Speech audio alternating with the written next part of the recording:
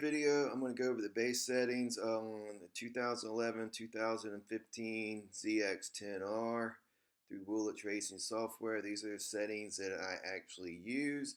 But before I do that, please like and subscribe, hit the bell notification, give me a thumbs up, give me comments that you would like to see me cover. Once again, same as my ZX6R video, I will be going to the track and applying some Autotune settings once I get there. And I'm going to go, as this week goes or as time goes, I'm going to go through each one of these individual maps and settings and where I have them and why I have them set there and what I hope to accomplish. But tonight, part one, all I'm going to do is I'm going to do the configuration, I'm going to do the limiter, and I'm going to do the advanced settings and maybe the auto tune as well, but I think my auto tune's wrong for these set of headers. I'm gonna have to measure.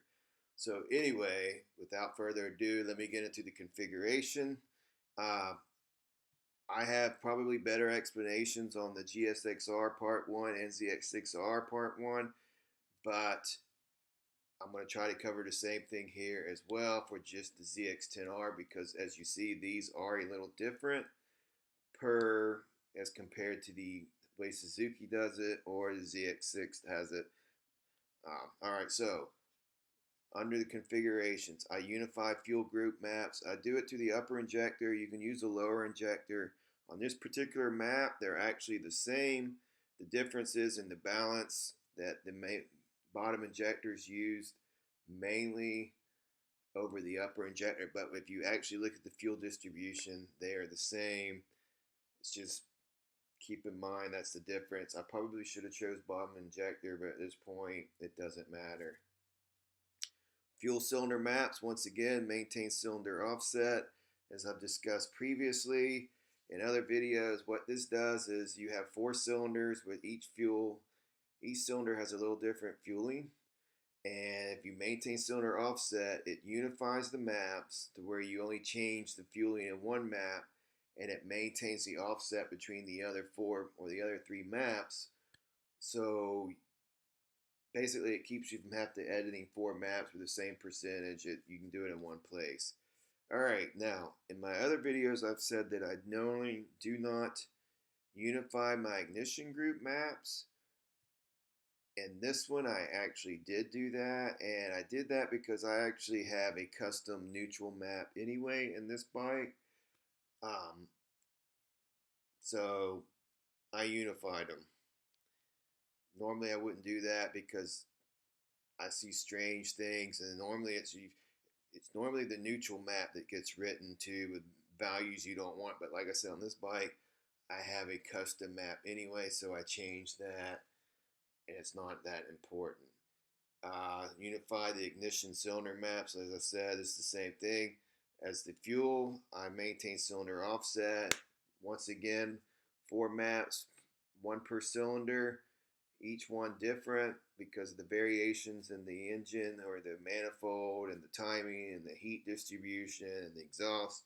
Basically, Kawasaki modeled it and came up with these cylinder maps, so each one is unique per cylinder. All right, so this is my configuration.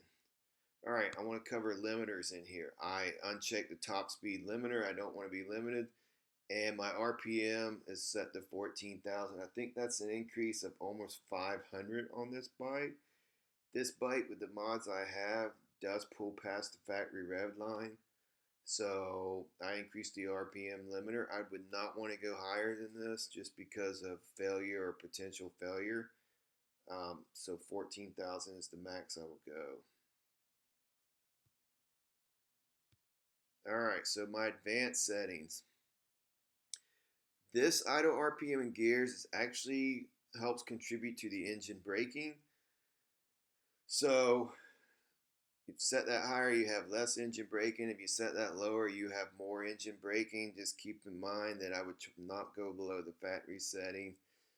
You can also use engine braking with the STP maps. I will get to that later through another video. But alright, so my fan temperature, I have this one set at 80 and 75. That's a little lower than I normally have it set for, but still okay. It prevents it from running all the way. all the time, I should say. My fan doesn't run all the time, but in the southeast, the cooler you can keep it, the better. Alright, so these are my boxes I have checked. This is my actual tune in the bike right now.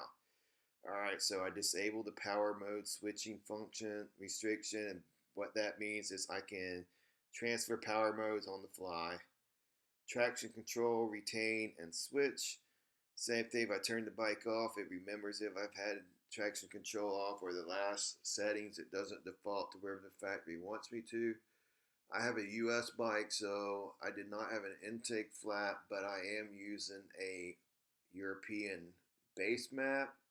So I disable the intake, I disable the pair because I have a full exhaust.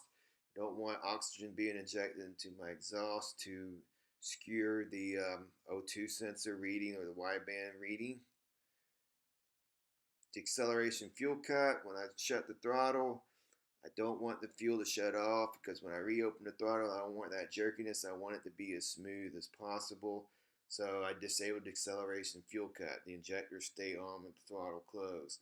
It makes for a smoother transition from off throttle to on throttle. And when you're in the curves or turns and leaned, it's definitely something you want smoother the better.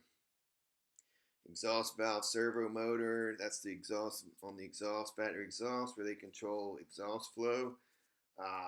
I disable that. I no longer have it with my full exhaust, so I disable it where I don't get the fault code.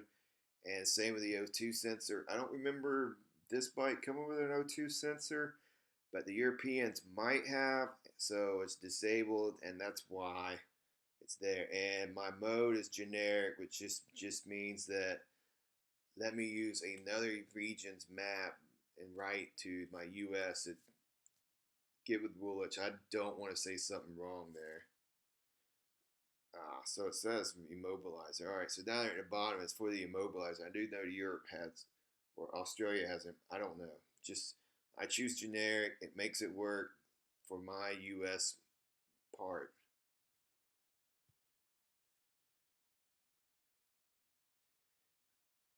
All right, so Autotune.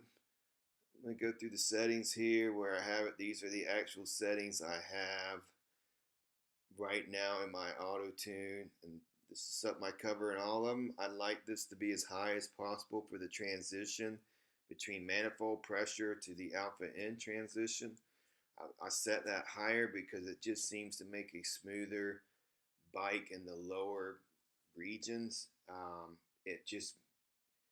It maps the transition closer, so there's no bump, there's no lean bump, there's no. I mean, it really seems to help in the lower or less than 30% regions from just the bike running smoother and better throttle response. And my exhaust gas offset, I do need to check this because I know this isn't right. This looks like what I actually got on my maybe ZX6R, but I need to check this. This might be my actual GSXR. I need to check this. I know it's not right. So somewhere I've had an issue there. Alright, so I'm going to wrap that up. This is just part one where all I've covered or wanted to cover were the configuration, the limiters, and the advanced settings. And right now I've done that, so as this week goes on, as more videos happen, I'm going to cover more of the different maps and where I've had them set. Remember to give me a like, thumbs up, and subscribe. Thank you for your time, and hope you enjoyed the video.